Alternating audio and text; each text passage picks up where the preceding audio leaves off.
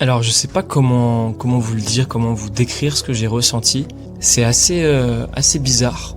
Je vais essayer de vous faire comprendre. Et vous me direz si vous comprenez vraiment ce que je veux dire. Pour vous mettre dans le contexte, avant de vous montrer vraiment ce que j'ai ressenti, ce qui s'est passé, il faut que vous compreniez d'où ça vient et pourquoi.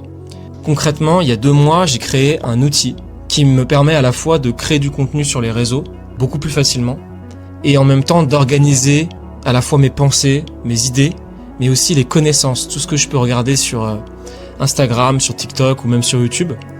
Mais je commence à prendre conscience de ce que j'ai créé et ça me fait un sentiment très bizarre. Mais avant que je vous montre vraiment ce que j'ai trouvé, ce sentiment que j'ai ressenti, il faut que je vous explique aussi quelque chose sur moi. C'est que j'ai un TDAH. Un TDAH jugé sévère par mon psychiatre. Et le TDAH, concrètement, ça a des implications qui sont très vicieuses. Parce que c'est invisible. Et parce que ça va changer en fonction des personnes. Le TDAH, c'est un trouble qui va se greffer un peu à votre personnalité et qui va l'altérer.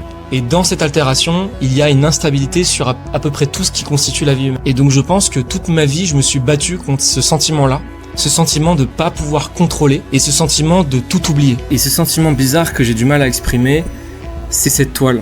Pourquoi ? Parce que quand on regarde une peinture humaine, on sait que ça a été fait par un humain et ça nous touche. Là, ici, on a plein d'humains qui ont des réflexions multiples. Et quand je vois par exemple ici le spectacle de Roman Frécinet quand il parle de la jalousie. Il y a des émotions que je déteste.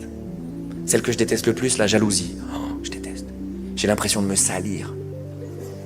Et on est tous jaloux à notre manière, tous. Connecté avec une psychologue qui parle de la jalousie. Ça va alimenter mon sentiment de jalousie. Je suis dans l'évitement, je peux ne rien dire, je dis rien et je me dis que il a bien raison de regarder les autres parce que moi je suis nulle. Connecté à un philosophe qui parle de la jalousie. Et la preuve d'amour, c'est plutôt de guérir de sa jalousie. Et figurez-vous que c'est un champ où les thérapies marchent très bien. Et ça a créé chez moi un sentiment qui est assez proche d'une œuvre d'art parce qu'on a ici une toile de pensée humaine et je trouve ça incroyable.